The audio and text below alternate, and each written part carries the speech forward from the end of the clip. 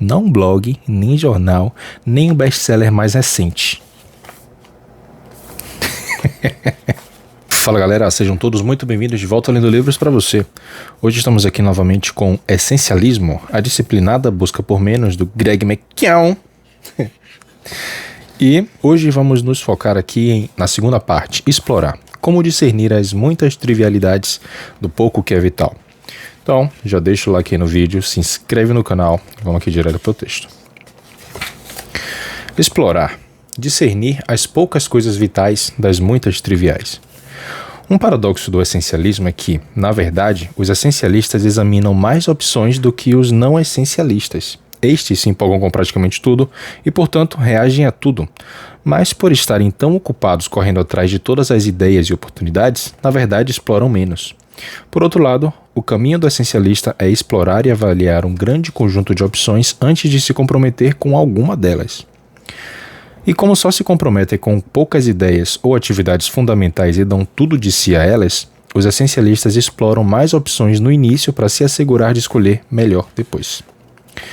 Na segunda parte, discutiremos 5 práticas para explorar o que é essencial. A atração gravitacional dos não essencialistas pode ser tão forte que talvez seja tentador dar apenas uma lida rápida nessa sessão, mas ela é fundamental para a busca disciplinada por menos. Para discernir o que é verdadeiramente vital, precisamos de espaço para pensar, tempo para examinar e escutar, permissão para brincar, sabedoria para dormir e disciplina para aplicar critérios seletivos às escolhas que fazemos. Ironicamente, esses aspectos, ter espaço, examinar, escutar, brincar, dormir e selecionar, podem ser considerados distrações triviais na cultura não essencialista. Na melhor das hipóteses, são tidos como agradáveis. Na pior, são ridicularizados como prova de fraqueza e desperdício. Todos conhecemos pessoas extremamente ambiciosas e produtivas que pensam: é claro que eu adoraria reservar um horário na agenda só para pensar, mas não posso me dar esse luxo agora. Ou então, brincar? Quem tem tempo para isso? Estamos aqui para trabalhar. Ou como um líder me disse num processo de treinamento: espero que a sua noite de sono tenha sido boa. Depois que começar aqui, você não terá muitas assim. Se você acredita que viver sobrecarregado é prova de produtividade, é provável que ache que o espaço para explorar, pensar e refletir deva ser mínimo. Mas essas mesmas atividades são o antídoto para o excesso de ocupação não essencial que contamina tanta gente. Em vez de distrações triviais, elas são importantes para distinguir o que é realmente essencial daquilo que na verdade é uma distração trivial. Os essencialistas passam o maior tempo possível explorando, escutando, debatendo, questionando e pensando. Mas essa exploração não é um fim em si. Seu propósito é discernir as poucas coisas vitais das muitas que são triviais. Muito bem, capítulo 5, Escapar. Os benefícios de estar indisponível. Sem grande solidão, nenhum trabalho sério é possível. Quem disse isso foi Pablo Picasso. Frank O'Brien é o fundador da Conversations, uma empresa de marketing de Nova York que constou da lista de 500 empresas privadas que mais crescem nos Estados Unidos, elaborada pela revista Inc.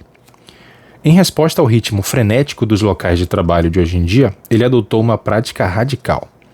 Uma vez por mês, Frank reúne todos os 50 funcionários de sua empresa em uma sala durante o dia inteiro. Os telefones são proibidos, e-mails ilegais, não há pauta. O propósito da reunião é simplesmente escapar para pensar e conversar. Veja bem, ele não faz essa reunião numa sexta-feira do meio do mês, quando a produtividade pode estar baixa. A reunião acontece toda a primeira segunda-feira do mês. A prática também não é apenas uma disciplina interna. Até os clientes sabem que não adianta esperar que sejam atendidos durante essa segunda-feira sem ligações. Ele faz isso porque sabe que seu pessoal não conseguirá descobrir o que é essencial se estiver o tempo todo focado no trabalho. É preciso espaço para descobrir o que realmente importa. Ele escreveu: acho fundamental reservar um tempo para respirar, olhar em volta e pensar. Esse nível de clareza se faz necessário para inovar e crescer, disse ele. Além disso, ele usa a reunião como indicador para saber se os funcionários estão passando tempo demais com coisas não essenciais. Abre aspas de novo. Se alguém não pode ir à reunião porque está muito ocupado, isso me revela que estamos trabalhando com ineficiência ou que precisamos contratar mais gente. Fecha aspas. Infelizmente, nessa época de tempo escasso, não conseguimos fazer essa pausa para refletir e discernir por omissão, só de propósito. Um líder com quem trabalhei admitiu ter passado 5 anos além do necessário numa empresa. Isso porque vivia tão ocupado que não fazia uma pausa para decidir se deveria estar lá. As exigências cotidianas o impediam de realmente se afastar para olhar de longe, visualizando um panorama mais amplo. Do mesmo modo, um diretor importante de uma grande empresa global de tecnologia me disse que passa 35 horas por semana em reuniões e fica tão consumido por elas que não encontra sequer uma horinha por mês para traçar estratégias para sua carreira, muito menos para levar a empresa a um novo patamar. Em vez de se dar espaço para conversar e discutir o que está acontecendo e precisa acontecer, ele desperdiça o tempo com apresentações intermináveis e conversas enfadonhas em que nada é de fato decidido. Antes de avaliar o que é essencial ou não, é preciso extrapolar as opções. Enquanto os não essencialistas reagem automaticamente à última ideia, agarram a última oportunidade e respondem ao último e-mail, os essencialistas preferem criar espaço para explorar e ponderar. Aqui, quando ele fala de última oportunidade, eu acho que ele não está se referindo a... todo mundo pegou e só sobrou essa última oportunidade, ou todos os e-mails já foram respondidos, agora só falta esse último e-mail. Eu acho que ele está falando do mais recente. Então, as últimas coisas, as coisas mais recentes, o que acabou de aparecer, ele já vai fazendo, né? Se ele está falando de que os não essencialistas agem de forma reativa, então, apareceu, respondeu. Aí tem mais uma comparação aqui. O não essencialista, ocupado demais para pensar na vida. E o essencialista, cria espaço para escapar e explorar a vida. Espaço para projetar. O valor de criar espaço para explorar foi enfatizado no meu trabalho com a The School de Stanford. Oficialmente, no Instituto de Design Hasso-Plattner da Universidade de Stanford. A primeira coisa que notei quando entrei na sala onde deveria dar um curso foi a falta de carteiras tradicionais. Em vez disso, havia cubos de espuma para se sentar. Caraca. Por sinal, bastante desconfortáveis. Isso que eu estava pensando aqui. Como logo descobri. Como quase tudo na Day School, isso é feito de propósito. Nesse caso, os cubos estão ali para que depois de alguns minutos empoleirados com o desconforto, os alunos se levantem, caminhem e interajam. E não só com os colegas sentados à direita e à esquerda. E este é o ponto importante. A escola usou o espaço físico para estimular novas maneiras de pensar e se relacionar. Também com esse fim, foi criado um esconderijo chamado de Booth Noir, a cabine negra. É uma salinha projetada deliberadamente para conter no máximo 3 pessoas. Não tem janelas, é à prova de som e, de propósito, livre de distrações. De acordo com Scott Dorley e Scott Witchoft, no livro Make Space, Abra Espaço, ela vai além do low-tech, é sem-tech. Está escondida no andar térreo e, como ressaltam Dorley e Witchoft, não fica no caminho de lugar nenhum. A única razão para ir lá é pensar.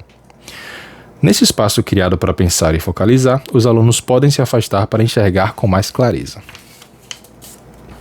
Por alguma razão, há uma associação falsa com a palavra foco.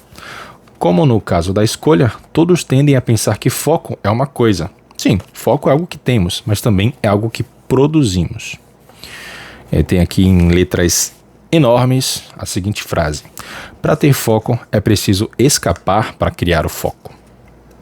Isso é verdade, isso é verdade. A gente não consegue ter foco num lugar totalmente bagunçado e com muitas distrações, né? Para você fazer o seu foco, para você entrar num estado de foco no seu trabalho, no que quer que seja que você esteja fazendo, às vezes você precisa sair, você tem que ir embora, você tem que ir para um lugar reservado. Aí sim você consegue se concentrar naquilo que você precisa se concentrar. Quando falo de criar foco, não quero dizer apenas escolher uma questão ou possibilidade e pensar nela obsessivamente. Quero dizer abrir espaço para explorar uma centena de questões e possibilidades. Numa reunião recente na Day School, em outra sala sem mesas nem carteiras, mas com quadros brancos do chão ao teto, cobertos de post-its de todas as cores imagináveis, me encontrei com Jeremy Utley. Ele é meu parceiro no desenvolvimento de um novo protótipo de curso que, num momento de genialidade, Jeremy chamou de projetar a vida essencialmente, entre aspas. O único propósito do curso é criar espaço para os alunos projetarem a própria vida. Toda semana eles têm na agenda uma desculpa para pensar. São forçados a desligar os computadores e smartphones e acionar a potência total da mente. Realizam exercícios para aprender deliberadamente a discernir o pouco, que é essencial, do muito, que é apenas bom. Não é preciso estar na day school para praticar esse hábito. Todos podemos aprender a criar mais espaço em nossa vida. Espaço para se concentrar. Um executivo amigo meu é inteligente e motivado, mas vive se distraindo. É comum encontrá-lo no Twitter, no Gmail, no Facebook e em vários bate-papos online ao mesmo tempo. Certa vez, na tentativa de criar um espaço sem distrações, pediu ao assistente que desconectasse o cabo de internet do seu computador. Mas mesmo assim encontrou várias maneiras de ficar online. Portanto, quando precisou terminar um projeto muito grande, recorreu a medidas drásticas. Deixou o celular com alguém e foi para um hotel sem acesso à internet. Depois de 8 semanas de confinamento quase solitário, conseguiu concluir o trabalho. É um tanto triste saber que esse executivo tenha sido forçado a tomar uma medida dessas. Mas embora o método seja extremado, não posso questionar a intenção. Ele sabia que para dar a máxima contribuição a uma tarefa, precisava criar espaço para desbloquear o pensamento. Isaac Newton passou 2 anos trabalhando no Principia Mathematica, o famoso livro sobre gravitação universal e as 3 leis do movimento. Esse período de confinamento quase solitário foi fundamental para uma verdadeira revolução que configurou o pensamento científico dos 300 anos seguintes. Richard S. Westphal escreveu, abre aspas, perguntaram a Newton como havia descoberto a lei da gravitação universal. Pensando nela continuamente, foi a resposta. Naquilo que pensava, ele pensava continuamente, ou seja, com exclusividade ou quase. Fecha aspas. Em outras palavras, Newton criava espaço ininterrupto para a concentração intensa, o que lhe permitiu explorar os elementos essenciais do universo. Inspirado por Newton, usei uma abordagem semelhante, embora talvez menos radical, para escrever este livro. Agendei 8 horas por dia para escrever, das 5 às 13 horas. 5 dias por semana. A regra básica era sem e-mails, sem telefonemas, sem compromissos nem interrupções até às 13 horas. Nem sempre consegui, mas no fim, a disciplina fez uma grande diferença. Configurei a resposta automática dos e-mails para dizer que eu estava em modo monge até terminar o livro. Ao criar espaço para explorar, pensar e escrever, além de terminar o livro mais depressa ainda, obtive controle sobre como passava o resto do tempo. Parece óbvio, mas quando foi que você reservou tempo no seu dia cheio para simplesmente se sentar e pensar? Não estou falando dos 5 minutos durante a ida para o trabalho em que você monta a lista de afazeres e nem da reunião em que se distraiu refletindo sobre a abordagem de outro projeto em que está trabalhando. Estou falando de reservar de forma deliberada um período sem distrações, num lugar isolado, para não fazer absolutamente nada além de pensar. É claro que hoje, nesse mundo com excesso de estímulos, isso está mais difícil do que nunca. Outro dia, um líder me perguntou pelo Twitter: consegue se lembrar de como era ficar entediado? Isso não existe mais. Fecha aspas. Ele tem razão. Alguns anos atrás, se fosse preciso esperar no aeroporto o voo atrasado ou aguardar na sala de espera do médico, o mais provável era ficarmos lá sentados, fitando o nada, cheios de tédio. Hoje, quem aguarda no aeroporto ou em salas de espera fica grudado na ferramenta tecnológica preferida. É claro que ninguém gosta de ficar entediado, mas quando abolimos toda a oportunidade de nos entediar, também abrimos mão do tempo que temos para pensar e processar. Aqui não sei se eu concordo muito não, mas entendo o que ele está querendo dizer. Eis outro paradoxo. Quanto mais rápida e assoberbada é a vida, mais precisamos encontrar tempo para pensar. E quanto mais ruidosa fica a situação, mais precisamos construir espaços silenciosos de reflexão nos quais consigamos realmente focalizar determinada questão. Por mais ocupado que você se considere, sempre é possível arranjar tempo e espaço para pensar durante seu dia de trabalho. Jeff Weiner, presidente executivo do LinkedIn, por exemplo, reserva para isso até 2 horas na agenda todos os dias.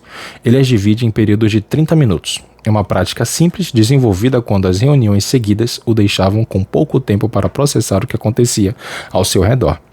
A princípio parecia um luxo, um desperdício de tempo, mas ele acabou descobrindo que era sua ferramenta de produtividade mais valiosa. Ele a vê como a principal forma de assegurar o controle do seu dia, em vez de ficar à mercê dele. Nesse espaço, Jeff consegue pensar nas questões essenciais.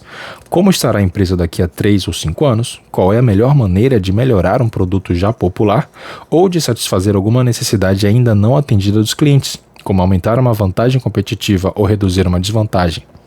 Ele também aproveita esses momentos para se recarregar emocionalmente.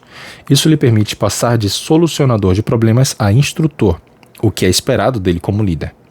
Para Jeff, criar espaço é mais do que uma prática. Ele testemunhou o efeito da busca indisciplinada por mais sobre as empresas e a vida dos executivos. Portanto, para ele isso não é um slogan nem frase de moda. Nem frase da moda, né? É uma filosofia. Espaço para ler. Podemos nos inspirar ainda mais com o exemplo de Bill Gates, que regularmente tira uma semana de folga de suas tarefas na Microsoft só para ler e pensar. Certa vez, compareci a uma sessão de perguntas e respostas com ele na sede da Fundação Bill e Melinda Gates, em Seattle. Por acaso, ele tinha acabado de voltar de uma dessas Think Weeks, as semanas de pensar. Embora já tivesse ouvido falar dessa prática, eu não sabia que ela data da década de 1980 e que ele a manteve mesmo durante a época de maior expansão da Microsoft. 2 vezes por ano, no período mais movimentado e frenético da história da empresa, ele ainda assim criou tempo e espaço para se isolar durante uma semana e não fazer nada além de ler artigos. Seu recorde são 112. Artigos e livros. Estudar tecnologia e refletir sobre o contexto mais amplo. Hoje ele continua tirando folgas das distrações diárias de administrar sua fundação para apenas pensar. Embora uma semana inteira pareça exagerado ou impossível, há maneiras de reservar a cada dia um período para reflexão. Uma prática que considero útil é simplesmente ler literatura clássica, não um blog, nem jornal, nem o best-seller mais recente.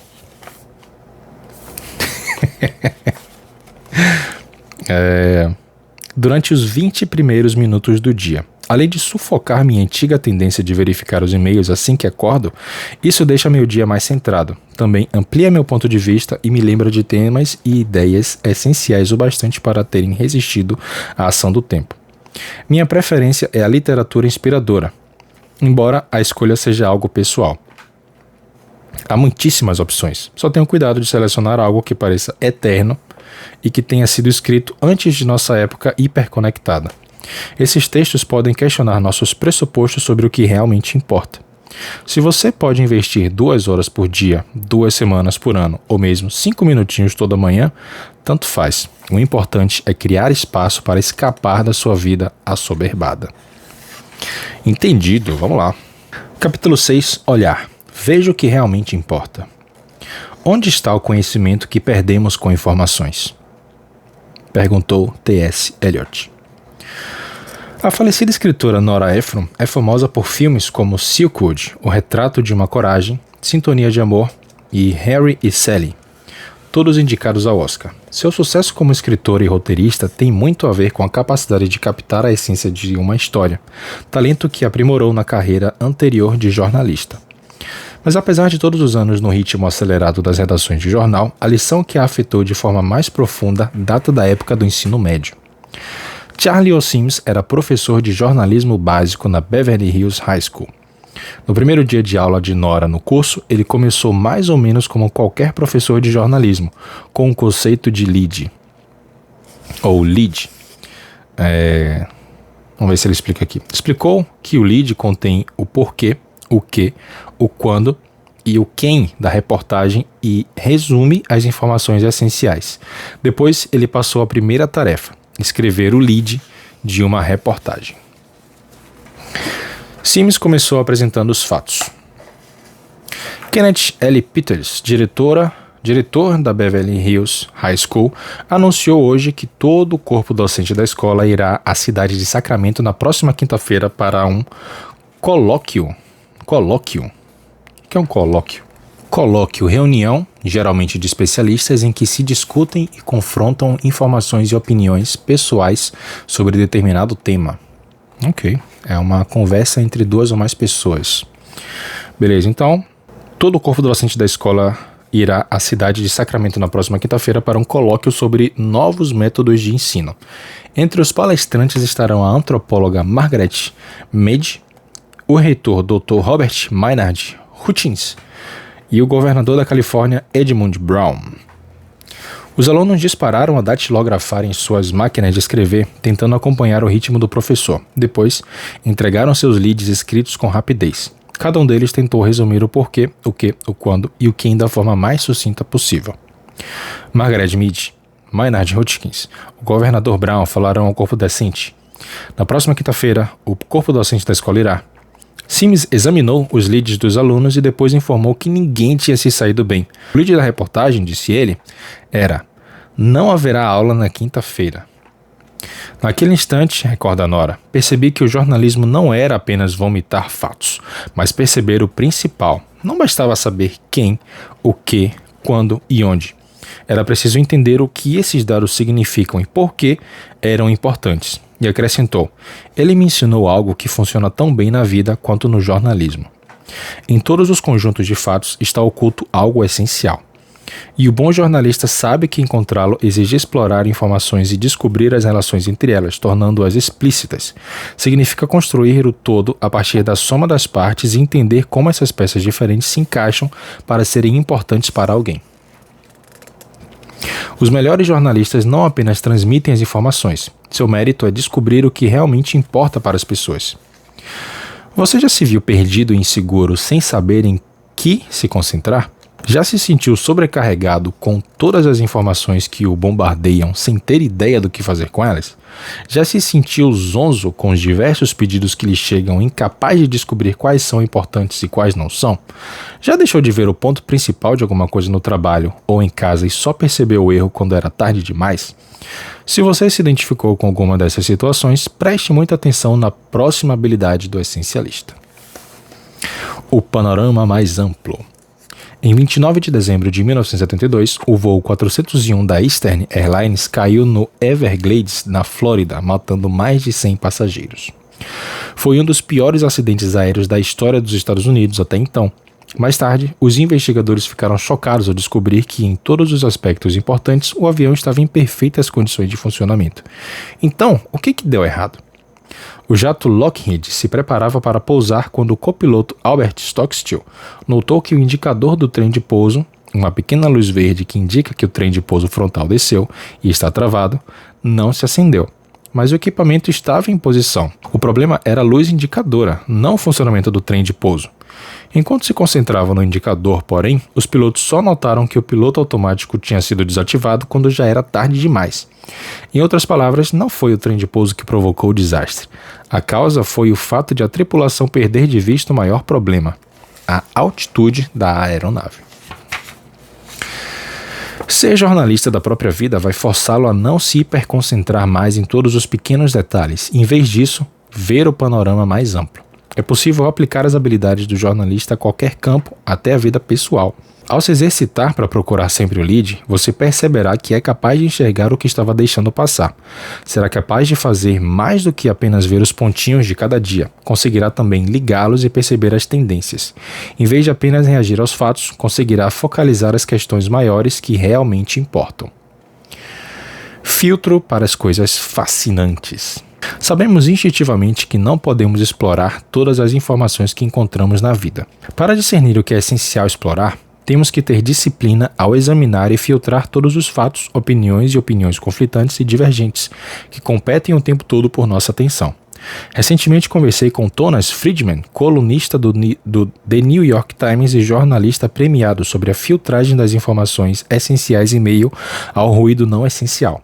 Antes de nos encontrarmos, ele participou de um almoço com as fontes de uma coluna que escrevia. A princípio, alguém achou que ele não estava atento aos comentários feitos à mesa, mas ele estava escutando. Absorvia toda a conversa, simplesmente filtrava tudo e só ficava com o que realmente lhe chamava atenção.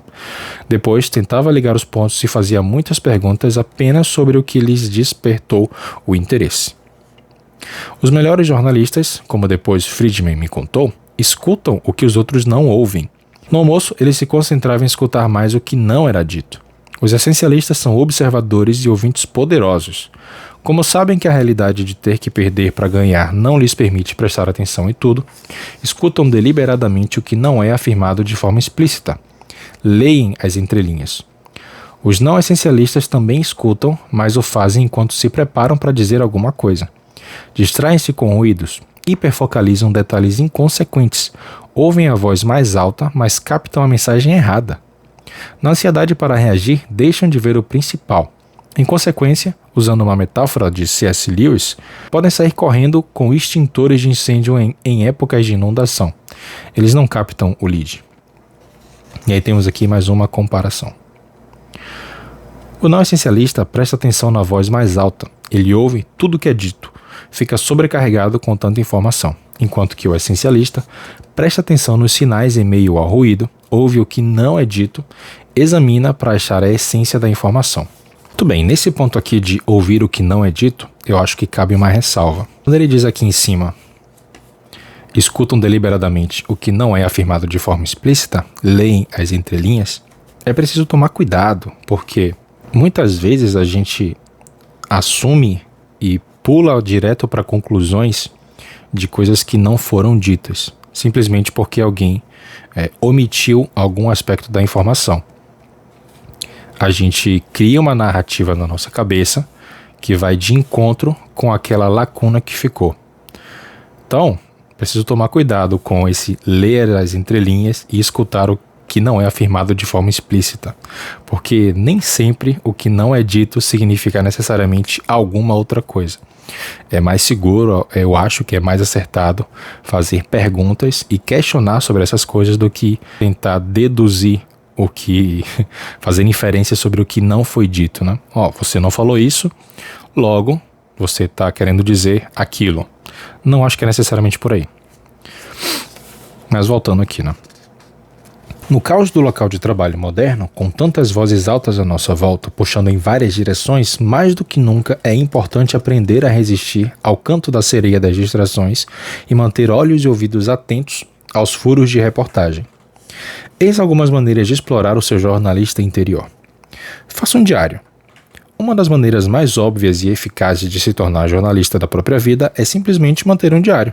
Aliás, antigamente os jornais eram mesmo conhecidos como diários. A triste realidade é que nós, seres humanos, somos criaturas esquecidas. Teste essa teoria agora mesmo tentando recordar o que comeu 2 semanas atrás no jantar de quinta-feira. Ou se pergunte a quantas reuniões compareceu 3 semanas atrás na segunda-feira. A maioria falha nesse exercício. Pense no diário como um dispositivo de armazenamento para fazer backup do disco rígido defeituoso do cérebro. Como já me disseram, o lápis mais fraco é melhor do que a memória mais forte.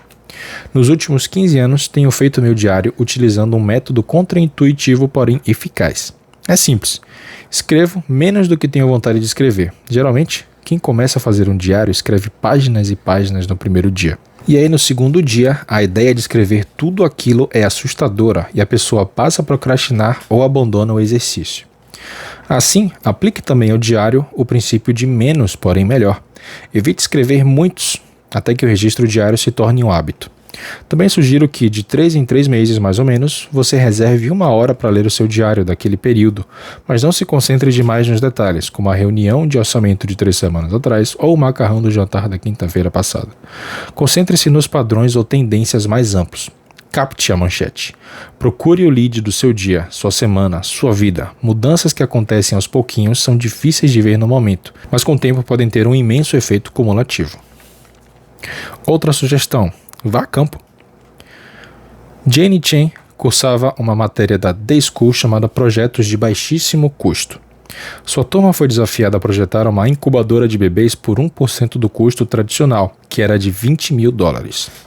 De acordo com Jane, nos países em desenvolvimento, abre aspas, 4 milhões de crianças com baixo peso ao nascer morrem nos primeiros 28 dias por não terem gordura suficiente para manter a temperatura do corpo.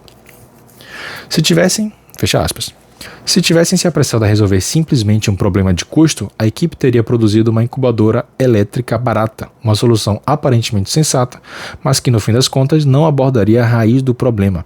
Em vez disso, eles se dedicaram a descobrir o que realmente importava: Foram ao Nepal para ver o problema de perto. Foi quando descobriram que 80% dos bebês não nasciam no hospital, mas em casa, em aldeias rurais sem eletricidade. Portanto, de repente ficou claro que o verdadeiro desafio da equipe era criar algo que não exigisse eletricidade nenhuma. Com essa ideia fundamental, começaram a trabalhar a sério na solução para o problema que tinham em mãos. Finalmente, Jane e os 3 colegas de equipe abriram uma empresa sem fins lucrativos chamada Embrace, que significa abraço, e criaram Embrace Nest, que significa o ninho do abraço, que usa uma substância cerosa que, aquecida em água e colocada num envoltório em forma de saco de dormir, é capaz de esquentar o bebê durante até 6 horas. Por terem ido a campo para explorar totalmente o problema, conseguiram esclarecer melhor a questão e, por sua vez, focar os detalhes essenciais que, em última análise, lhes permitiram dar a maior contribuição à solução do problema. Mais uma sugestão: mantenha os olhos atentos a detalhes anormais ou incomuns. Marian Seaman é uma jornalista libanesa premiada. Ela terminou recentemente o curso de jornalismo na Universidade de Stanford, onde se especializou em inovações dos meios de comunicação e solução de problemas. Pedi-lhe que compartilhasse as dicas secretas do seu ofício com base nos anos de experiência dela, captando a história real em meio a todo o ruído superficial. O que ela disse em resposta foi estimulante. Encontrar o lead e perceber as informações essenciais são talentos que podem ser adquiridos. Também explicou que é preciso conhecimento.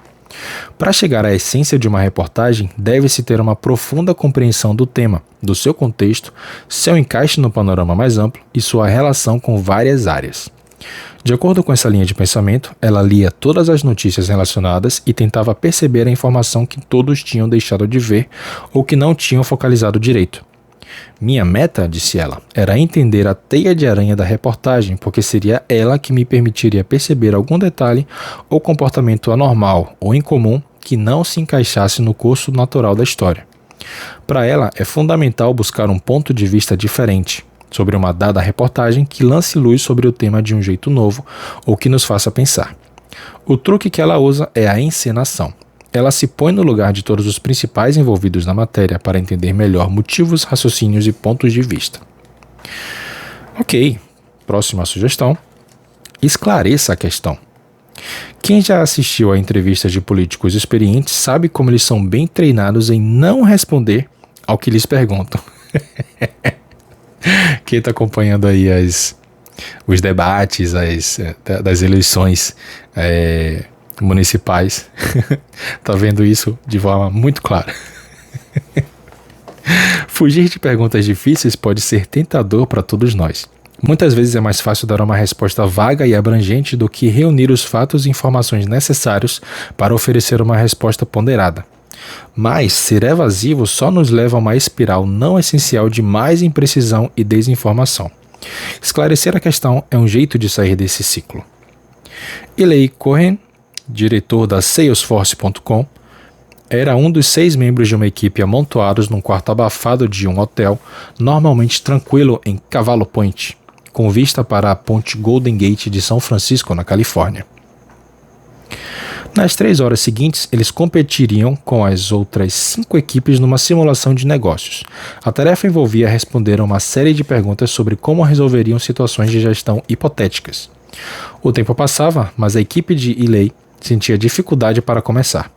Cada possível resposta suscitava ainda mais opiniões e comentários, e logo o que poderia ser um exercício bastante simples de solução de problemas evoluiu para um debate prolongado e indisciplinado. Eu estava lá para observar e orientar a equipe, e depois de 15 minutos de argumentação, precisei pedir que parassem. Abre aspas. A que pergunta vocês estão tentando responder? Indaguei. Todos pararam sem graça. Ninguém sabia. Então, alguém fez um comentário sobre outra coisa e novamente o grupo saiu pela tangente. Interrompi de novo e fiz a mesma pergunta outra vez. E mais outra vez. Finalmente, a equipe parou e realmente pensou nas metas que tentavam cumprir e nas decisões que teriam que tomar para atingi-las. Pararam com as conversas secundárias. Repassaram todas as ideias e opiniões que tinham sido lançadas ao acaso, tentando escutar os temas ocultos e as ideias maiores que as interligavam. Então, por fim, passaram da estagnação para o ímpeto. Estabeleceram um plano de ação, tomaram as decisões necessárias e dividiram as responsabilidades. A equipe de LA venceu por uma enorme vantagem. Olha aí, ó. Muito bem. Capítulo 7. Brincar. Adote a sabedoria de sua criança interior. Uma pequena tolice aqui e ali é valorizada pelos homens mais sábios. Quem disse isso foi Roald Dahl. Não sei como pronuncia, mas vamos lá. No final do clássico musical Mary Poppins, o rabugento e tristonho Sr. Banks volta para casa depois de ser demitido, mas parece absoluta e atipicamente feliz, tanto que um dos empregados conclui que ele não está bem da cabeça e até o filho observa. Não parece o papai. Na verdade, o pai é quase uma outra pessoa quando apresenta aos filhos uma pipa remendada e começa a cantar Let's go fly a kite. Vamos soltar a pipa. Libertada do tédio sombrio do emprego no banco, de repente a criança interior do Sr. Banks ganha vida. O efeito do seu bom humor é magnífico. Levanta o astral da casa inteira e inspira alegria, camaradagem e prazer na melancólica família Banks. Claro que se trata de ficção, mas a cena ilustra o efeito vigoroso de trazer as brincadeiras de volta ao cotidiano. Quando criança, ninguém nos ensina a brincar, pegamos o jeito de forma natural e instintiva. Recorde a alegria pura de um bebê quando a mãe brinca de esconder o rosto e tornar a revelá-lo. Pense num grupo de crianças que libera a imaginação brincando juntas de faz de conta. Imagine um menino em estado de fluxo, como diz Mia Lee. Eu não vou nem tentar, vocês me desculpam aí, tá? Mia Lee. Enquanto constrói seu mini reino com um monte de caixas de papelão. No entanto, quando crescemos, algo acontece. Somos apresentados à ideia de que brincar é trivial, uma perda de tempo desnecessário e coisa de criança. Infelizmente, muitas dessas mensagens negativas vêm do mesmo lugar onde a brincadeira e a criatividade deveriam ser mais estimuladas e não sufocadas. A palavra escola vem do grego e significa lazer. Mas nosso moderno sistema escolar, nascido na Revolução Industrial, removeu o lazer e boa parte do prazer do aprendizado. Ken Robinson, que dedicou a vida a estudar a criatividade nas escolas, observou que, em vez de alimentar a criatividade por meio da brincadeira, na verdade as escolas podem matá-la. Diz ele: adotamos um modelo de educação fast food que empobrece o espírito e a energia do mesmo modo que o fast food prejudica nosso corpo físico. A imaginação é a fonte de todas as formas de realização humana e é o que mais prejudicamos sistematicamente com o modo como educamos a nós e aos nossos filhos. Disse Ken Robinson. A ideia de que brincar é trivial continua conosco quando nos tornamos adultos e entranha ainda mais quando começamos a trabalhar. Infelizmente, pouquíssimas empresas e organizações promovem a brincadeira, e muitas sabotam essa atividade lúdica sem querer. E mesmo algumas que apregoam o valor do lúdico como estímulo à criatividade, parecem fazê-los da boca para fora, pois não criam de fato o tipo de cultura descontraída que suscita experiências exploratórias. Nada disso deveria nos surpreender. As empresas modernas têm suas origens nos moldes da Revolução Industrial, quando o único objetivo era otimizar a produção em massa de mercadorias. Além disso, esses primeiros gestores buscavam inspiração nas Forças Armadas, uma instituição que em nada estimula a brincadeira. Na verdade, ainda hoje a linguagem militar é forte nas empresas. É comum falar de funcionários da linha de frente e a própria palavra companhia designa uma unidade militar. Embora a era industrial tenha ficado para trás, esses costumes e estruturas e sistemas continuam impregnados na maioria das empresas modernas. Brincar, que defino como tudo o que fazemos apenas pela alegria de fazer e não como um meio para atingir um fim, seja empinar pipas, ouvir música, jogar bola, pode parecer uma atividade não essencial e geralmente é assim que é tratada. No entanto, brincar é essencial em muitos aspectos. Stuart Brown, fundador do National Institute for Play, Instituto Nacional da Brincadeira, em uma tradução livre, estudou o histórico de brincadeiras de cerca de 6.000 indivíduos e concluiu que brincar tem o poder de melhorar tudo de forma significativa, da saúde aos relacionamentos, da educação à capacidade de inovação das empresas.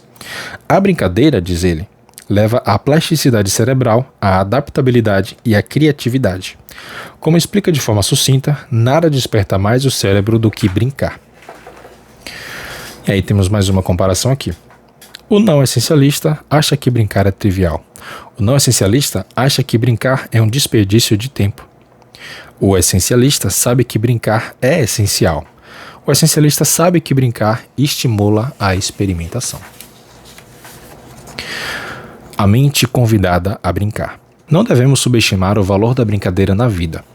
Estudos sobre o reino animal revelam que brincar é tão fundamental para o desenvolvimento de importantíssimas habilidades cognitivas que pode contribuir até para a sobrevivência de uma espécie. Bob Fagan, pesquisador que passou 15 anos estudando o comportamento dos ursos pardos, descobriu que os que mais brincavam tendiam a viver mais tempo. Segundo ele, no mundo que apresenta ambiguidade e dificuldades inéditas o tempo todo, brincar prepara os ursos para um planeta em mutação. Jack Panksepp concluiu algo semelhante em Affective Neuroscience, The Foundations of Neurociência Afetiva, a base das emoções humanas e animais, e escreveu: uma coisa é certa, durante a brincadeira, os animais ficam especialmente propensos a se comportar de maneira flexível e criativa. Porém, segundo Stuart Brown, de todas as espécies animais, os seres humanos são os que mais brincam. Somos forjados para brincar e pelo brincar. Quando brincamos, nos dedicamos à expressão mais pura de nossa humanidade, à expressão mais verdadeira da nossa individualidade.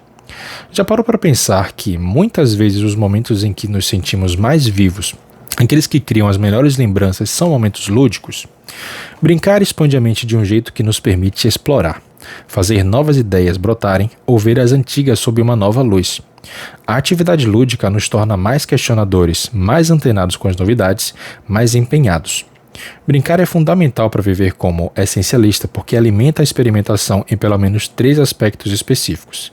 Primeiro, amplia a variedade de opções disponíveis, ajuda a ver a possibilidade que não veríamos de outra forma e a fazer conexões que também não faríamos. Leva-nos a questionar antigos pressupostos e nos torna mais receptivos a ideias não testadas.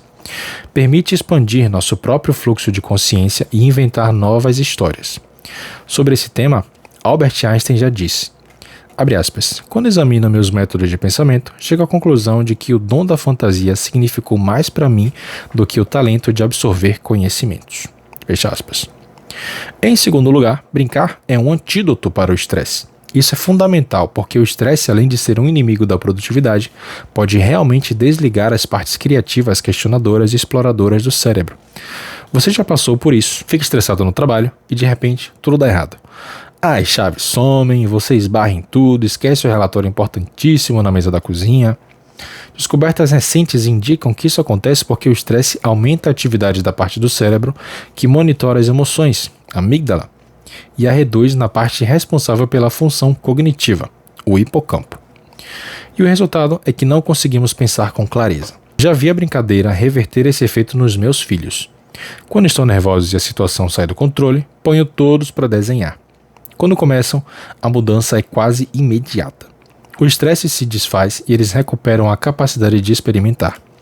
Em terceiro lugar, como explica Edward M. Hallowell, psiquiatra especializado em ciência cerebral, a brincadeira tem efeito positivo sobre a função executiva do cérebro.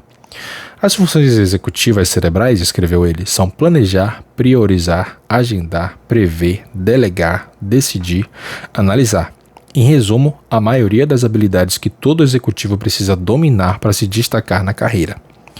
Brincar estimula tanto as partes do cérebro envolvidas no raciocínio lógico e meticuloso, quanto na exploração irrestrita e despreocupada. Dito isso, não surpreende que descobertas importantíssimas tenham ocorrido em momentos de brincadeira. Segundo Hallowell, Colombo brincava quando percebeu que o mundo era redondo. Newton brincava com seus pensamentos quando viu a macieira e de repente concebeu a força da gravidade. Watson e Crick brincavam com possíveis formatos para a molécula do DNA quando pensaram na hélice dupla. Shakespeare brincou com pentâmetros e iâmbicos a vida inteira. Os experimentos de pensamento de Einstein são exemplos brilhantes da mente sendo convidada a brincar. Ok. Sobre trabalho e brincadeira.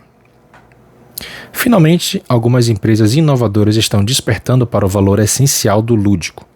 Dick Costolo, que já foi presidente executivo do Twitter, promove a brincadeira por meio da comédia. Ele incentivou os funcionários a terem aulas de improviso na empresa. Como já fez stand-up comedy, sabe que o improviso obriga a mente a pensar de forma mais flexível, anticonvencional e criativa.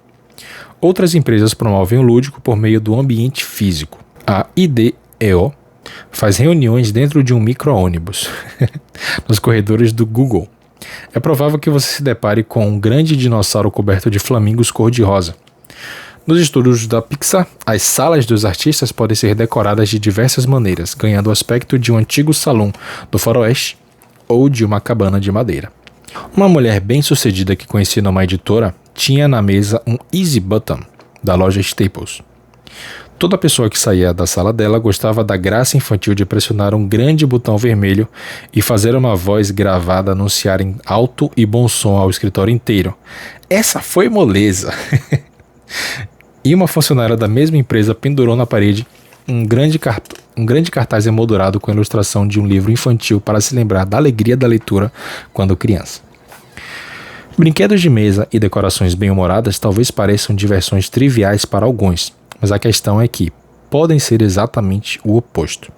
Essas iniciativas questionam a lógica não essencialista de que brincar é trivial. Na verdade, elas celebram a brincadeira como propulsor fundamental da criatividade e da experimentação. Além, aqui em letras enormes novamente, além de nos ajudar a explorar o que é essencial, brincar é essencial por si só. Sendo assim, como acrescentar mais brincadeiras ao local de trabalho e à vida? No seu livro, Stuart Brown, do National Institute for Play, oferece uma cartilha para ajudar os leitores a se reconectarem com o ato de brincar. Ele sugere que procurem no passado lembranças de brincadeiras e jogos. Quando criança, o que você fazia de mais empolgante? Como pode recriar isso hoje? Ok, muito bom, muito bom. Muito bem, agora temos aqui o capítulo 8, Dormir. Proteja seu patrimônio. Toda noite, quando vou dormir, eu morro. E quando acordo na manhã seguinte, eu renasço. Assinado Mahatma Gandhi. Geoff sentou-se na cama em pânico. Parecia que uma bomba tinha explodido dentro de sua cabeça. Suava, sentia-se desnorteado. Apurou os ouvidos com a máxima atenção. O que estava vendo? Tudo em silêncio. Talvez uma reação esquisita a algo que tinha comido? Tentou voltar a dormir. Na noite seguinte aconteceu de novo. Então, alguns dias depois, aconteceu no meio da noite. Ele tinha acabado de voltar da Índia e, a princípio, achou que poderia ser uma reação aos medicamentos contra a malária que estava tomando, junto com o remédio que usava para dormir quando sofria os efeitos do jet lag. Mas quando a situação piorou, ele descobriu que a doença era mais complicada. Era como se estivesse sofrendo um ataque de ansiedade sem ansiedade, apenas com sintomas físicos. Geoff. Mas acho que é assim que fala mesmo, né? Geoff. Geoff era um caso clássico da pessoa bem-sucedida que tinha um desejo profundo de fazer algo pela sociedade. Ele era ambicioso, motivado e se empenhava a dar sua contribuição ao mundo.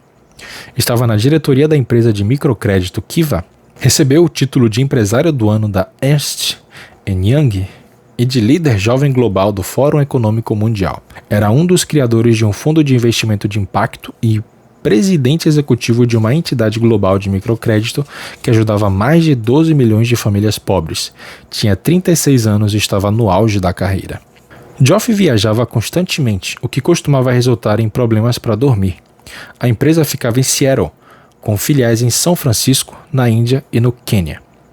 Sua rotina consistia em participar de reuniões em Londres, depois passar 6 dias na Índia visitando 5 cidades diferentes, então ir a Genebra para horas de reuniões com investidores e voltar a Seattle para ficar apenas 1 dia e meio. Durante 3 anos viajou 60% a 70% do tempo. Dormia em média 4 a 6 horas por noite. Caraca, é muito pouco.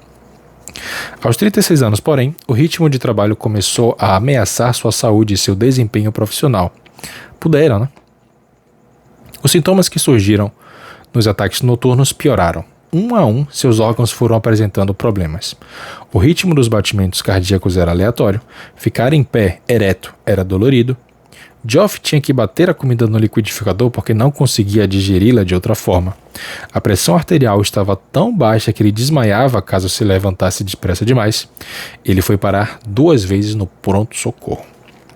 Não parava de dizer a si mesmo que reduziria o ritmo depois do próximo contrato, então dizia que seria depois do outro, ou de só mais um, mas é claro que não fez nada disso.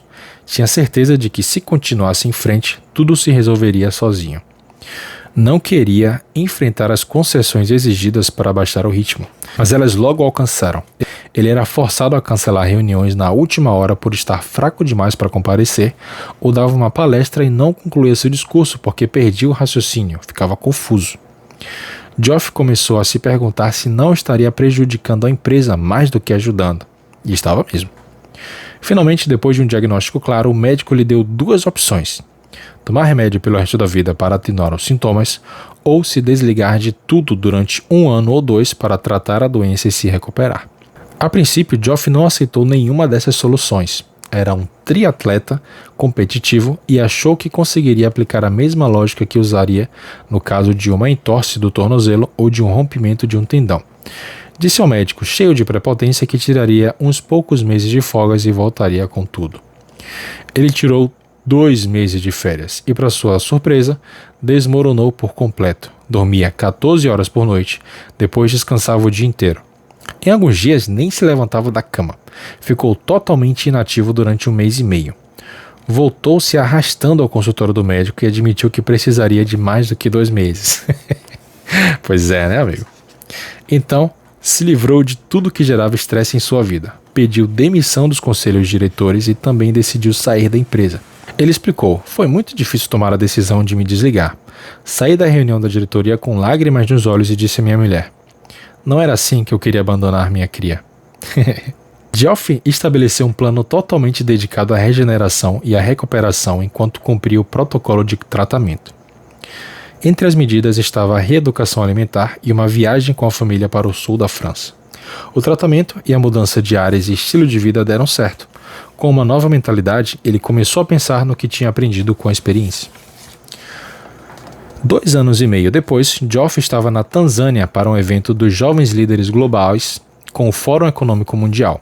Numa noite em que o microfone ficou aberto para quem quisesse falar, os que conheciam sua história insistiram para que ele contasse o que aprendeu ao grupo de 200 colegas bem-sucedidos. Com muita emoção, ele lhes disse que pagou um preço alto para aprender uma lição simples, porém essencial: proteja seu patrimônio. Proteger o patrimônio. O melhor patrimônio de que dispomos para dar nossa contribuição máxima ao mundo somos nós. Se não investirmos em nós mesmos, em nossa mente, nosso corpo e nosso espírito, prejudicamos a nossa ferramenta mais eficiente e confiável. Uma das maneiras mais comuns de prejudicar esse patrimônio, principalmente no caso de pessoas ambiciosas e bem-sucedidas, é dormir pouco. Uma das maneiras mais comuns de prejudicar esse patrimônio, principalmente no caso de pessoas ambiciosas e bem-sucedidas, é dormir pouco. Não tem nenhum problema. Eu não esqueci de cortar essa parte. Eu li 2 vezes para enfatizar. Para mim mesmo até, inclusive. Se deixarmos nosso instinto workaholic tomar conta, seremos engolidos por inteiro, como Geoff. Vamos nos desgastar cedo demais. Precisamos ser tão estratégicos conosco como somos com a carreira e a empresa. Temos que controlar nosso ritmo, cuidar da saúde e obter energia para explorar, prosperar e realizar. Nas muitas horas que passou descansando, Geoff começou a ver um paradoxo interessante no seu vício por conquistas. Para uma personalidade hiperativa e workaholic como a sua, forçar-se até o limite é fácil. Ele explica aos que têm desempenho acima das expectativas: se você acha que é tão forte que consegue fazer qualquer coisa, eis um desafio realmente difícil. Diga não a uma oportunidade e tire um cochilo, disse ele. Aos 21 anos eu também pensava que dormir era algo a evitar. Para mim, era um mal necessário, um desperdício de tempo que poderia ser usado produtivamente. Coisa para os fracos. Para quem não tinha força de vontade, a ideia de ser um super-homem e dormir poucas horas por noite era inebriante. Cheguei a experimentar algumas formas bastante drásticas e pouco convencionais de reduzir as horas de repouso. Depois de ler um estudo sobre o sono no qual alguns participantes tiveram que dormir apenas 20 minutos de 4 em 4 horas, resolvi tentar. Foi suportável durante algum tempo, mas logo descobri que, embora tecnicamente seja possível sobreviver desse jeito, dormir assim tinha seus reveses. Por exemplo, descobri que eu ficava tecnicamente acordado, mas que durante esse período o cérebro mal funcionava.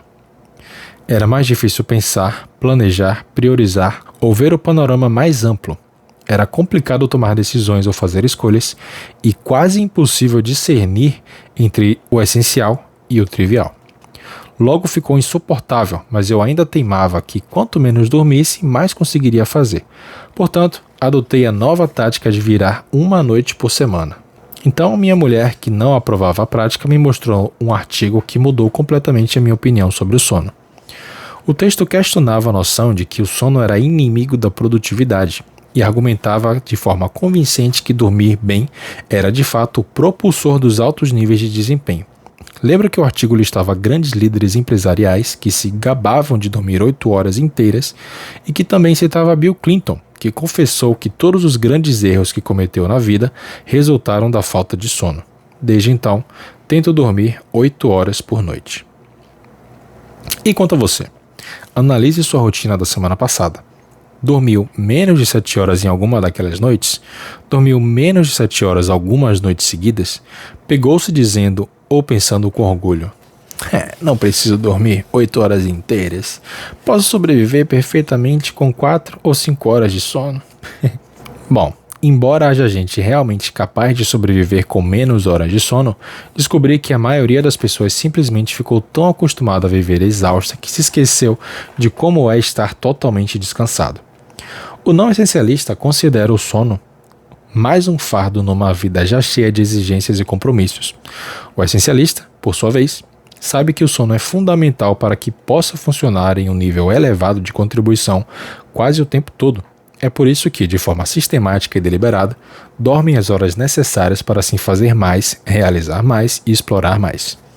Ao proteger o patrimônio próprio, conseguem enfrentar o dia a dia com uma reserva de energia, criatividade e capacidade de resolver problemas para usá-la quando necessário, ao contrário dos não essencialistas, que nunca sabem quando nem onde serão vencidos pela própria fadiga.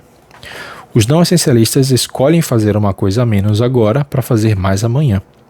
Sim, é uma concessão, mas de forma acumulativa, essa pequena perda traz grandes recompensas. E aí temos mais uma comparação. O não essencialista pensa: 1 hora menos de sono significa 1 hora mais de produtividade. Dormir é para os fracos, dormir é luxo, dormir provoca preguiça, dormir nos impede de fazer tudo. O essencialista sabe: 1 hora a mais de sono significa várias horas a mais de produtividade muito maior. Dormir é para quem tem alto desempenho. Dormir é prioridade. Dormir estimula a criatividade. Dormir permite alcançarmos o nível máximo de contribuição mental. Para acabar com o estigma do sono. No famoso estudo com violinistas que Malcolm Gladwell popularizou como a regra das 10.000 horas, K. Anders Ericsson descobriu que os melhores violinistas passavam mais tempo estudando do que os colegas que eram apenas bons. Esse resultado comprova a lógica do essencialista ao mostrar que a maestria exige esforço concentrado e deliberado. É encorajador aprender que a excelência está em nossa esfera de influência e não é uma bênção concedida apenas aos naturalmente mais talentosos, mas também chega muito perto de estimular a mentalidade não essencialista de tenho que fazer tudo. Esse mito pernicioso, capaz de justificar mais e mais horas de trabalho com um retorno cada vez menor. No entanto, tudo fica muito claro quando examinamos uma descoberta mais conhecida do mesmo estudo, que o segundo fator mais importante para diferenciar os melhores dos bons violinistas era, na verdade, o sono. Os melhores violinistas dormiam em média 8,6 horas por dia, cerca de 1 hora mais do que a média dos americanos. No período de uma semana, também cochilavam em média 2,8 horas à tarde, cerca de 2 horas a mais do que a média. Os autores do estudo concluíram que o sono permitia que esses músicos de alto desempenho se recuperassem para estudar com mais concentração. Portanto, além de estudar mais, eles também produziam mais resultados naquelas horas de estudo porque estavam mais descansados. No artigo Déficit do Sono, o Exterminador do Desempenho, publicado na revista Harvard Business Review, Charles A., professor de medicina do sono da Faculdade de Medicina de Harvard, explicou como a privação de sono prejudica a performance. Ele compara o déficit de sono, ABB, em excesso e conclui que virar uma noite, ou seja, ficar 24 horas sem dormir, ou passar a semana dormindo apenas 4 ou 5 horas por noite, induz a uma debilidade equivalente à causada quando o indivíduo está com nível de 0,1% de álcool na corrente sanguínea. Pense bem, jamais diríamos, como ele é trabalhador, passa o tempo todo bêbado. Mas continuamos a exaltar quem sacrifica o sono para trabalhar. Embora o sono costume ser associado ao descanso do corpo, pesquisas recentes mostram que, na verdade, o sono descansa mais o cérebro. Um estudo da Universidade de Lübeck, na Alemanha, comprova que uma boa noite de sono pode aumentar o poder cerebral e melhorar a capacidade de resolver problemas. No estudo, publicado na revista Nature, mais de 100 voluntários receberam um quebra-cabeça numérico com um detalhe pouco convencional. Era preciso descobrir um código oculto para encontrar a resposta. Os voluntários foram divididos em 2 grupos. Um pôde dormir 8 horas ininterruptas, o outro foi interrompido enquanto dormia. Então, os cientistas observaram quais voluntários encontraram o código oculto. O resultado foi que, comparando-se aos voluntários que não dormiram bem, o dobro de pessoas do grupo que dormiu 8 horas resolveu o problema. Os pesquisadores explicaram que, enquanto dormimos, o cérebro trabalha intensamente para codificar e reestruturar informações. Portanto, quando acordamos, o cérebro pode ter feito novas conexões neurais e, assim, permitir uma variedade maior de soluções para os problemas, literalmente da noite para o dia.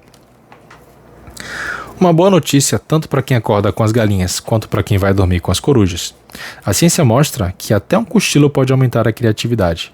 Para dar apenas um exemplo, o relatório periódico Proceedings of the National Academy of Science revelou que até um único ciclo de REM, que é o movimento rápido dos olhos, melhora a integração de informações não associadas. Em outras palavras, basta um breve período de sono profundo para nos ajudar a fazer o tipo de conexões novas que nos permite explorar melhor o mundo.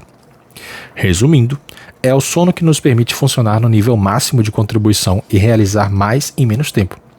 Embora a cultura do super-homem que não precisa dormir ainda persista, o estigma está diminuindo graças em parte a alguns grandes líderes, sobretudo em setores que costumam enaltecer aqueles que viram as noites, que se gabaram, esses grandes líderes que se gabaram publicamente de dormir 8 horas seguidas. Essas pessoas, muitas delas verdadeiros essencialistas, sabem que hábitos de sono saudáveis lhes dão uma imensa vantagem competitiva. Jeff Bezos, fundador da Amazon, é um deles. Abre aspas, fico mais alerta e penso com mais clareza. Simplesmente me sinto muito melhor o dia inteiro depois de dormir 8 horas. Fecha aspas.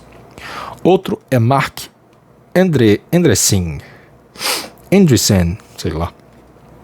Um dos fundadores da Netscape e ex-limitador do sono que costumava trabalhar até altas horas da madrugada e mesmo assim estava em pé às 7 da manhã. Ele confessou: eu passava o dia inteiro com vontade de voltar para casa e dormir. Hoje sabe a importância do sono. Se durmo 7 horas, meu desempenho já se altera. 6 horas, ele fica abaixo do ideal.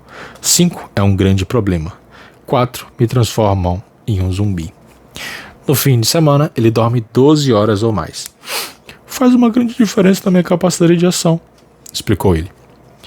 Esses executivos foram citados em um artigo intitulado Dormir é o novo símbolo de status dos empreendedores de sucesso. Nancy Jeffrey, do The Wall Street Journal, escreveu: é oficial. O sono, essa commodity valiosa nos estressados Estados Unidos, é o novo símbolo de status. Antes desdenhado como um fator de gente fraca, os mesmos super trabalhadores da década de 80 que gritavam que almoçar é para perdedores também acreditavam que dormir era para imbecis. O sono está sendo promovido como o elixir restaurador da mente dos executivos criativos. A isso podemos acrescentar que também é o elixir restaurador da mente do essencialista perspicaz. Em uma reportagem do The New York Times, Erin Callan, ex-diretora financeira de um banco de investimentos, contou: numa festa com o pessoal do trabalho em 2005, uma colega perguntou ao meu marido o que eu fazia no fim de semana. Ela me via como alguém cheia de energia e intensidade. Ela pergunta: ela anda de caiaque, faz escalada e depois corre meia maratona? Brincou. Não, respondeu ele com simplicidade. Ela dorme. Era verdade, eu passava os fins de semana recarregando a bateria para a semana seguinte. Portanto, se o estigma do sono ainda existir no seu local de trabalho, você pode tomar a iniciativa de estimular explicitamente o ato de dormir. Caso pareça radical, veja aqui os muitos benefícios do sono. Mais criatividade, mais produtividade e até menos despesas com assistência médica têm o potencial de afetar diretamente o lucro da empresa. Com isso em vista, não é tão difícil assim pensar na possibilidade de o seu gestor ou o Departamento de Recursos Humanos desenvolverem uma política para incentivar os funcionários a dormir mais. Por exemplo, Charles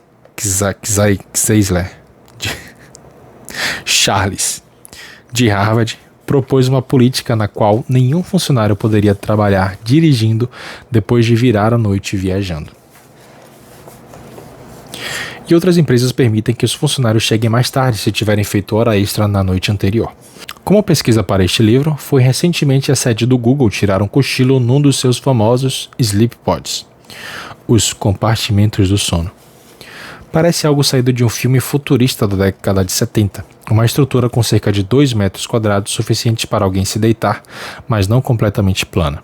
Há uma espécie de cobertura arredondada que esconde apenas a parte superior do corpo e por isso fiquei um pouco envergonhado de início sem saber se conseguiria adormecer. 30 minutos depois, quando o compartimento vibrou suavemente para avisar que a sessão tinha acabado, não tive nenhuma dúvida. Ao acordar do cochilo, pude realmente perceber como precisava desse descanso. Eu me senti mais alerta, mais esperto, com uma clareza maior de pensamentos. Para usar os compartimentos do sono é preciso marcar hora.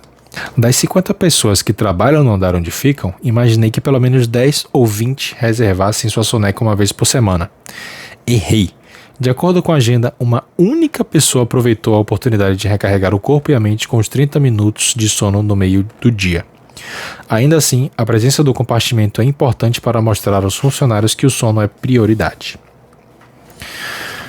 Ok, não vamos discutir aqui sobre os motivos de ninguém aproveitar esses compartimentos do sono. Comenta aí embaixo o que você acha.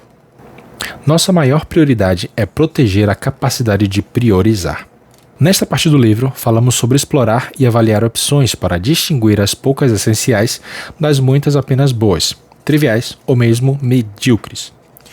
Por definição, esse é um processo de priorização que inclui o desafio de filtrar alternativas que à primeira vista parecem importantes. Mas, como explica a lógica do essencialista, na realidade só existem poucas coisas de valor excepcional e quase tudo mais tem pouca relevância. O problema de se privar de sono é comprometer a capacidade de perceber a diferença e, portanto, de priorizar. Dormir bem vai melhorar a capacidade de explorar, ver conexões e fazer menos, porém melhor, durante as horas em que estiver acordado. Muito bem, agora o último capítulo desse vídeo, selecionar. O poder dos critérios rígidos. O processo interior tem necessidade de critérios exteriores. Quem disse isso foi Ludwig Wittgenstein. Num texto brilhante sobre indecisão, Derek Sivers, popular palestrante do programa TED, escreve uma técnica simples para ser mais seletivo ao escolher. O segredo é submeter a decisão a uma prova de extremos. De acordo com Derek, se tivermos convicção total e absoluta de fazer alguma coisa, devemos dizer sim. Qualquer coisa menos do que isso recebe uma resposta negativa. Ou, como um líder me disse no Twitter, se não for um sim óbvio, a resposta terá que ser não. Este é um resumo sucinto de um princípio essencialista básico que é fundamental para o processo de exploração e experimentação. O próprio Derek segue à risca esse princípio. Quando não se entusiasmou com nenhum dos candidatos que entrevistou para o emprego, disse não a todos. Finalmente encontrou a pessoa certa. Quando percebeu que se inscreveu em várias conferências no mundo inteiro pelas quais não estava realmente entusiasmado, decidiu ficar em casa e não ir a nenhuma delas. E ganhou 12 dias que usou com fins mais produtivos. Quando tentava decidir onde morar, rejeitou lugares que pareciam bastante bons, Sydney e Vancouver, até visitar Nova York. Então, soube no mesmo instante que aquele era o lugar certo para ele. Pense outra vez no que acontece ao armário quando usamos o critério amplo.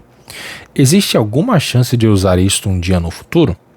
O armário acaba ficando lotado de roupas que raramente usamos. No entanto, se perguntarmos, será que amo isso de paixão? Seremos capazes de eliminar o desnecessário e abrir espaço para algo melhor. Podemos fazer o mesmo com outras escolhas, sejam grandes ou pequenas, importantes ou triviais, em todas as áreas da vida. A regra dos 90%. Recentemente, um colega e eu tivemos que selecionar 24 pessoas de um grupo de quase 100 candidatos para o nosso curso Projete Sua Vida Essencialmente. Em primeiro lugar, identificamos um conjunto de critérios mínimos como pode comparecer a todas as aulas. Depois, determinamos um conjunto de atributos ideais como está pronto para uma experiência capaz de mudar sua vida. Com esses critérios, classificamos cada candidato numa escala de 1 a 10. Decidimos que os que recebessem 9 e 10, obviamente, estariam dentro. Quem tivesse menos de 7 estaria automaticamente fora. Então, recebi a tarefa ingrata de avaliar os candidatos intermediários, os 7 e 8. Enquanto me esforçava para determinar qual deles seria bom o bastante, tive uma ideia.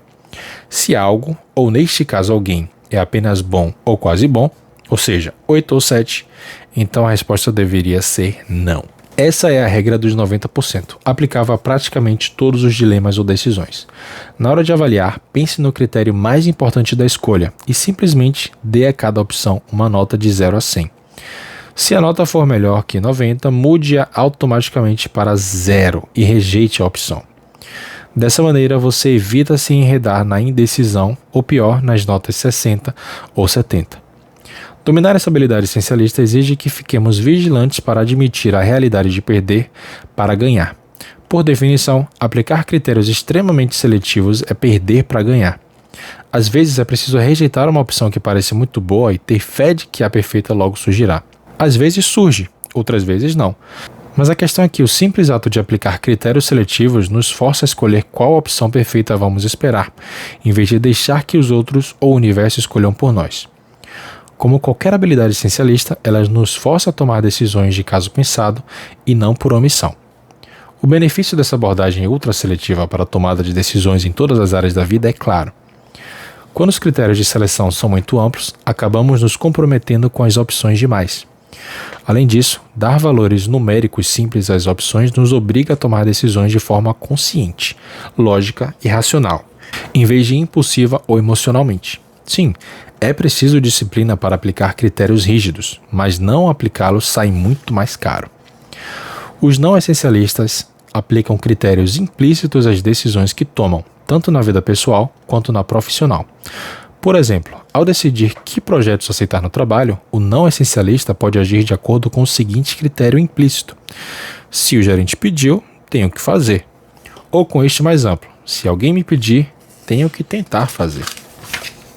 Ou com outro mais amplo ainda: se na empresa outros estão fazendo, tenho que fazer.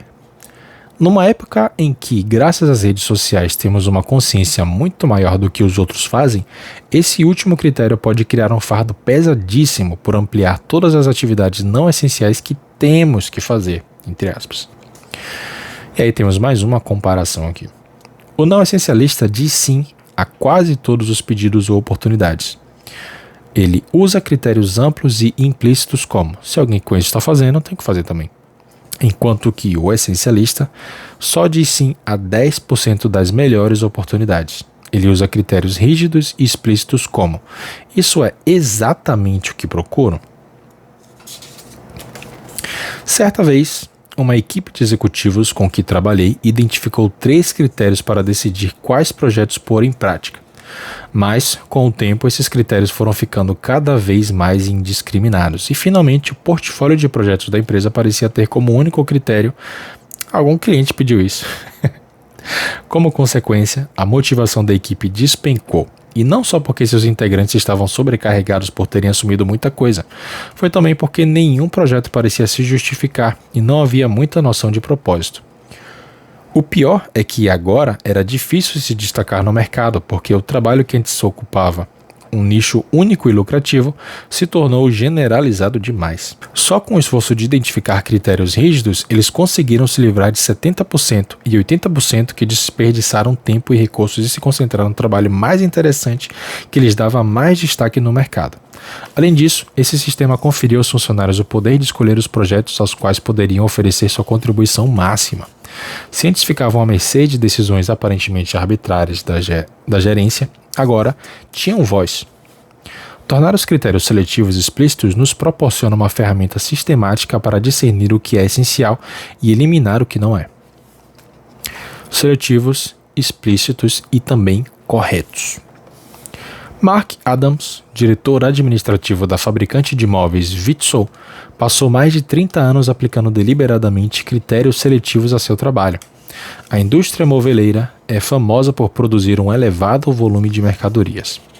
A cada estação, há uma oferta imensa de novas cores e novos estilos, mas durante décadas a Vitsoe ofereceu um único produto, o 606 Universal Shelving System, o Sistema Universal de Estantes Modulares. Isso porque a Vitsoe tem padrões muito específicos e o 606 Universal Shelving System é o único produto que atende a esses padrões. O 606 exemplifica a ética essencialista de menos, porém melhor, discutida no primeiro capítulo e defendida por Dieter Rams. Isso não é coincidência, visto que o 606 Universal Shelving System foi projetado por ele, e os critérios de contratação da Vitsoe são ainda bastante seletivos. A empresa começa com um pressuposto básico de que prefere ficar com a equipe incompleta a contratar rapidamente a pessoa errada. E assim, quando procuram novos funcionários, usam um processo de seleção rigoroso e sistemático. Primeiro, entrevistam a pessoa por telefone. Isso é proposital porque querem afastar todas as interferências visuais ao formar a primeira impressão. Além disso, querem ouvir como o futuro funcionário se comporta ao telefone e se é suficientemente organizado para encontrar um lugar tranquilo na hora marcada para a ligação. Muitos são eliminados nesse estágio.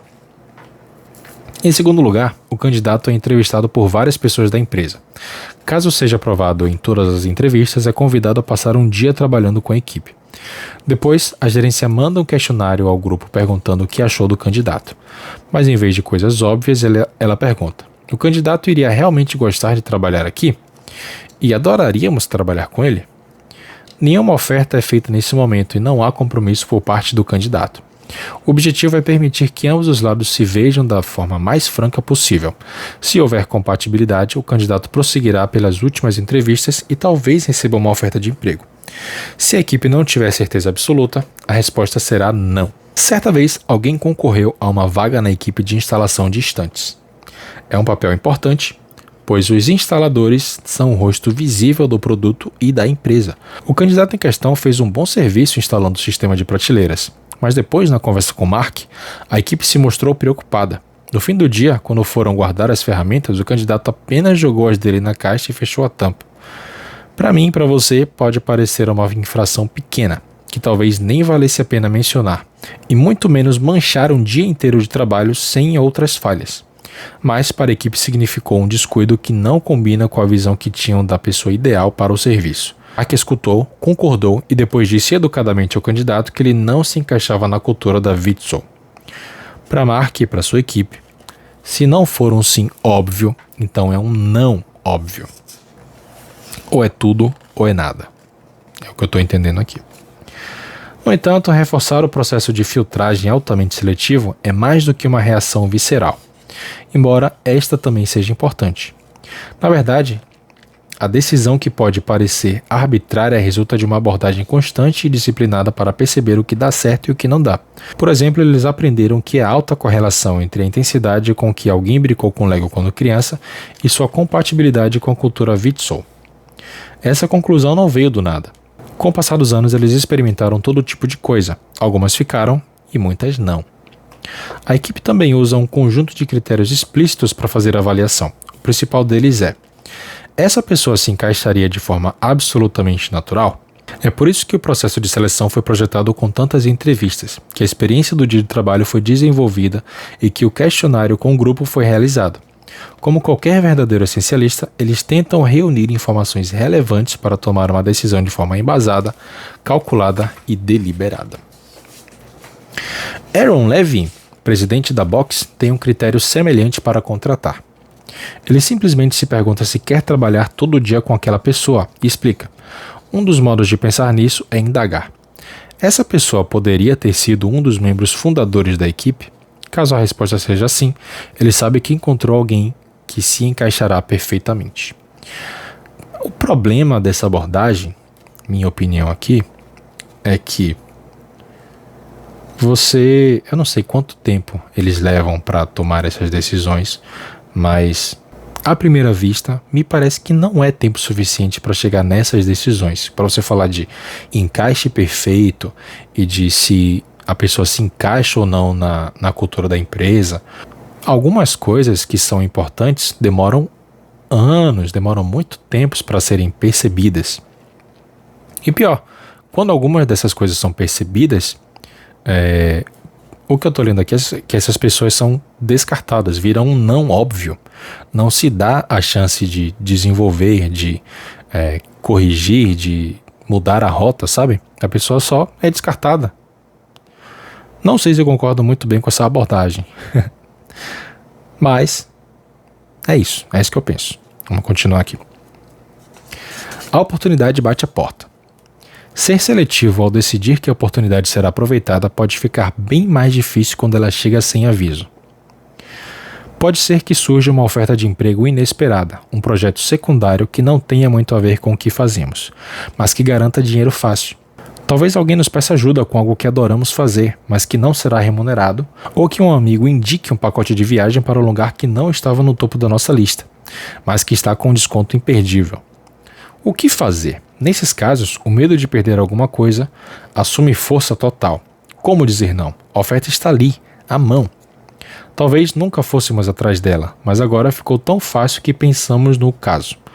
Porém, se dissermos sim só pela facilidade, corremos o risco de depois ter que dizer não a coisas mais importantes.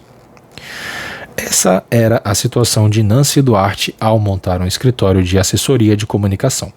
Em 2000, a empresa era uma agência que fazia de tudo, da criação de identidade corporativa e desenvolvimento de impressos e sites, a projetos de apresentações. Mas, sem uma especialidade que a diferenciasse, o escritório começou a ficar muito parecido com as outras assessorias. Então, Nancy leu Empresas Feitas para Vencer, de Jim Collins, livro no qual o autor defende que se existe alguma coisa que nos apaixona e na qual somos os melhores, só deveríamos fazer essa única coisa. Foi quando ela percebeu que a verdadeira oportunidade de diferenciar a empresa poderia ser se concentrar no tipo de trabalho que ninguém no setor queria fazer: elaborar apresentações. Ao se concentrar em seu maior diferencial, o escritório poderia criar conhecimento, ferramentas e especialização e se tornar a principal empresa de apresentações do mundo. Mas, para conseguir isso, teriam que dizer não a todo o resto. Mesmo num período econômico ruim e quando lhes oferecessem ótimos valores por outros serviços. Esse seria o preço de se destacar. Em outras palavras, teriam que ser mais seletivos nos serviços que aceitavam e canalizar toda a energia para se sobressair na área que se tornou sua especialidade. Existe um processo simples e sistemático para aplicar critérios seletivos às oportunidades que surgirem no seu caminho. Em primeiro lugar, descreva a oportunidade. Em seguida, faça uma lista de 3 critérios mínimos que as opções devem atender para serem consideradas. Depois, faça uma lista de 3 critérios rígidos ou ideais. Por definição, se a oportunidade não passar no primeiro conjunto de critérios, a resposta é obviamente não. E se também não passar por 2 dos 3 critérios rígidos, a resposta continuará sendo não. E aí a gente tem um esqueminha aqui embaixo, escrito oportunidade. Que oportunidade está sendo oferecida a você? Embaixo nós temos uma primeira segmentação com 3 divisões. E aí o critério é mínimos. Quais são os critérios mínimos para a opção ser considerada? E logo abaixo nós temos mais 3 segmentos chamados rígidos. Quais são os critérios ideais para que essa opção seja aprovada? A melhor pizza do Brooklyn. Aplicar critérios mais estritos às grandes decisões da vida nos permite aproveitar melhor o sofisticado mecanismo de busca do cérebro. É como a diferença entre buscar na internet os termos bons restaurante em Nova York e melhor pizza do Brooklyn. Quando procuramos uma boa oportunidade de carreira, o cérebro nos apresenta dezenas de páginas para explorar e examinar. Em vez disso, experimente fazer uma busca avançada com 3 perguntas. O que me apaixona profundamente? O que aproveita melhor meu talento? E o que atende uma necessidade importante do mundo? Naturalmente, não haverá tantas páginas como resultado, mas esta é a razão do exercício. Não procuramos uma série de coisas boas para fazer. Estamos atrás daquela através da qual podemos dar nossa maior contribuição. Foi dessa maneira que Henrik Sala encontrou sua verdadeira vocação. No início da carreira, ele era professor do prestigiado Instituto Scripps de Oceanografia, em La Jolla, na Califórnia. Mas não conseguia se livrar da sensação de que aquela opção ficava apenas em segundo lugar em relação ao caminho que deveria seguir. Um dia, largou o mundo acadêmico e foi trabalhar na National Geographic. Com o sucesso que obteve, surgiram oportunidades novas e interessantes em Washington, que mais uma vez o deixaram com a sensação de que estava perto da carreira certa, mas ainda não a alcançou. Como costuma acontecer, com gente motivada e ambiciosa, o êxito o impedia de enxergar seu propósito com clareza. Desde o momento em que viu Jacques Cousteau a bordo do famoso Calypso, Henrique sonhava em mergulhar nos oceanos mais lindos do mundo. Assim, depois de alguns anos, quando uma oportunidade de ouro se apresentou, ele mudou de marcha outra vez para exercer a função através da qual poderia, de fato, dar a máxima contribuição. Explorador residente da National Geographic, passando parte significativa do tempo mergulhando nos locais mais remotos, ao mesmo tempo que usava seu talento na ciência e na comunicação para influenciar políticas em escala global. O preço do emprego dos sonhos foi dizer não a muitas oportunidades paralelas que encontrou, boas e até muito boas, e esperar aquela a qual poderia dizer sim com entusiasmo. E a espera valeu a pena. Henrik é um daqueles exemplos relativamente raros de gente que faz um trabalho que adora, que aproveita seu talento e que atende a uma necessidade importante do mundo. Seu principal objetivo é ajudar a criar algo equivalente aos parques nacionais para proteger os últimos lugares intocados do oceano. Uma contribuição realmente essencial. Sensacional. Muito bem, aqui a gente está começando a próxima parte do livro. Vamos deixar para o próximo vídeo, certo? Bom, se você gostou deste vídeo, você chegou até aqui, lembra de deixar o seu like, lembra de se inscrever no canal, lembre desses aspectos: espaço, examinar, escutar, brincar, dormir e selecionar. E eu vejo você no próximo vídeo. Grande abraço.